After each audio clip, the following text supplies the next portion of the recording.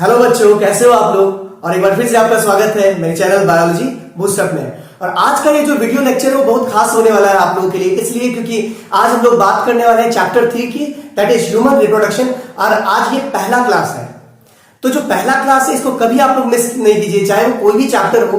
First जो class होता है, फर्स्ट जो लेक्चर होता है वो आप लोग के लिए बहुत इंपॉर्टेंट होता है, इसलिए इस मायने में क्योंकि वहीं से उस चैप्टर की बातें शुरू होती है, बेसिक नॉलेज है वहीं से स्टार्ट होती है।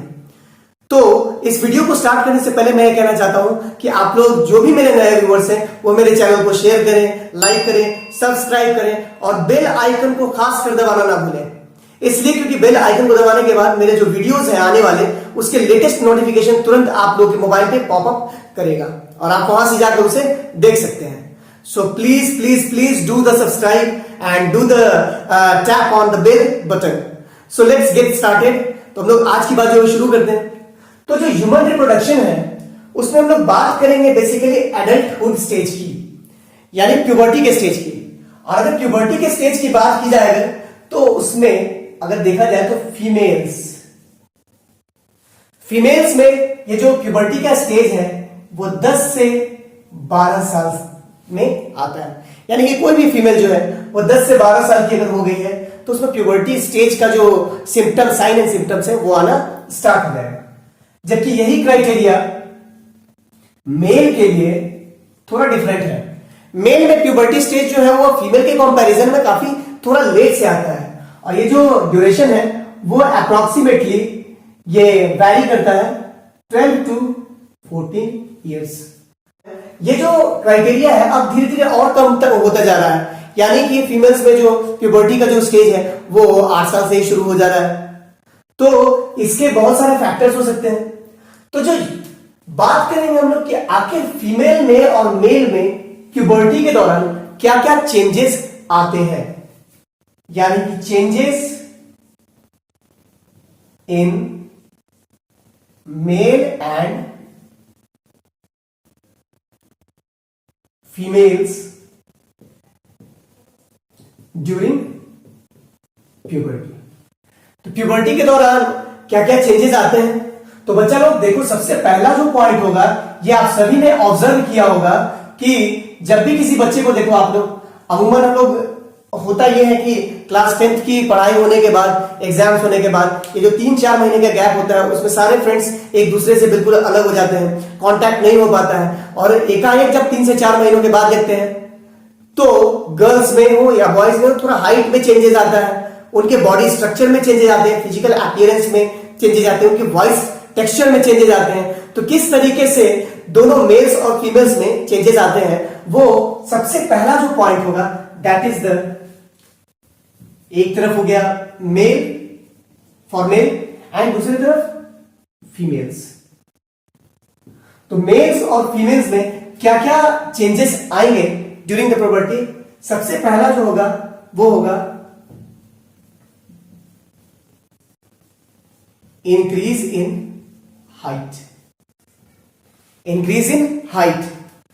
लेकिन फीमेल जो है इसमें कंपैरेटिवली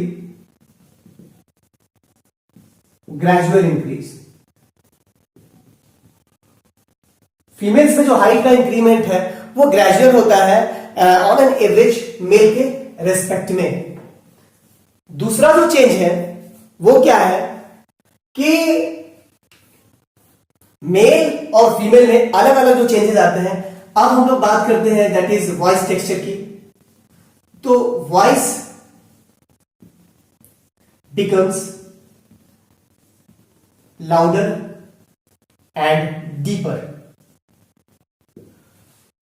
मेल में जो वॉइस है वो काफी ज्यादा लाउड हो जाता है, डीप हो जाता है, जबकि फीमेल्स में बात करें तो voice becomes shrill and of high pitch। Female में जो वॉइस है वो हाई पिच का होता है। तीसरी बात करें तो shoulder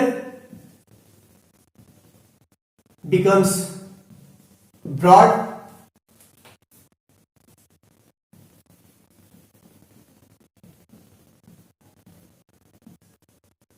waist become narrow and shoulder is not broad with respect to the body size. Body size के रिस्पेक्ट में शोल्डर की बात किया जाए तो मेल का जो शोल्डर है वो काफी ज्यादा ब्रॉड हो जाएगा, जबकि फीमेल में ऐसी बात नहीं है, और साथ ही साथ वेस्ट जो है वो थोड़ा नैरो हो जाता है. इसके अलावा अगर बात की जाए तो जो नेक्स्ट चेंजेस है जो कि फीमेल और मेल में अलग अलग होगा, that is no deposition of adipose tissue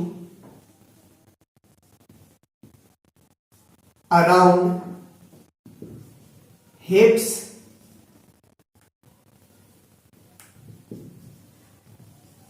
thighs and neck.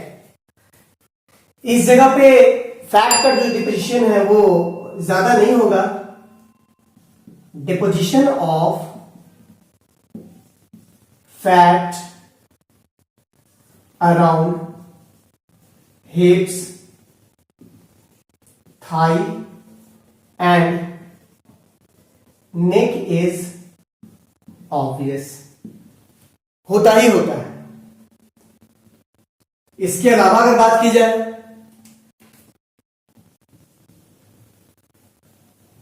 appearance of hair around chest, chest region, जबकि यहां पे ऐसी कोई बातें देखने को नहीं मिलती है. No such appearance.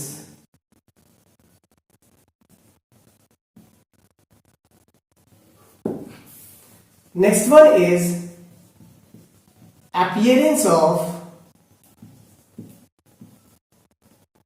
Beard and moustache. दाढ़ी मूंछ आना स्टार्ट हो जाता है, जबकि फीमेल्स में ऐसी कोई बात नहीं होती है. No such appearance. इसके अलावा अगर बात की जाए तो फिजिकल जो चेंजेस हैं उसमें mammary gland remain reduced. Mammary gland जो है वो यहां पे डेवलप नहीं होता है, जबकि यहां पे mammary gland and development of breast. तो ब्रेस्ट और मैमरी ग्लैंड दोनों का डेवलपमेंट जो है वो फीमेल में होना स्टार्ट हो जाता है, जबकि मेल में ऐसा कुछ नहीं होता है. इसके अलावा अगर बात किया जाए तो body of male becomes muscular. Body of male becomes muscular, जबकि no extra muscular development. किसी भी तरीके का एक्स्ट्रा मस्कुलर जो डेवलपमेंट है वो यहां आपको देखने को नहीं मिलेगा. इसके अलावा अगर बात की जाए तो जो सबसे इंपॉर्टेंट जो पॉइंट है वो है male have external genital organ as penis. Male में पेनिस का डेवलपमेंट होगा, जबकि फीमेल्स में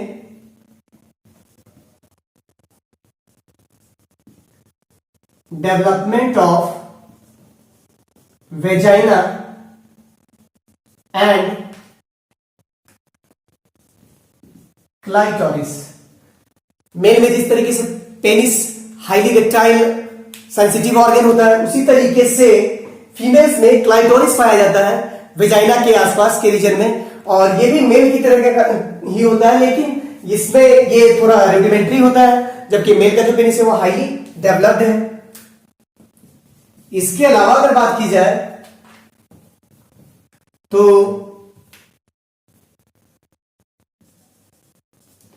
mail has a pair of testes in which sperms are produced, जबकि फीमेल्स में एक पेयर ओवरी होता है. Females have a pair of ovary that produce ovum during embryonic stage. During embryonic stage. तो ये थे कुछ major differences in between males and females during the puberty. तो प्यूबर्टी के दौरान किस तरीके का डिफरेंसेस मेल और फीमेल्स में मिलता है.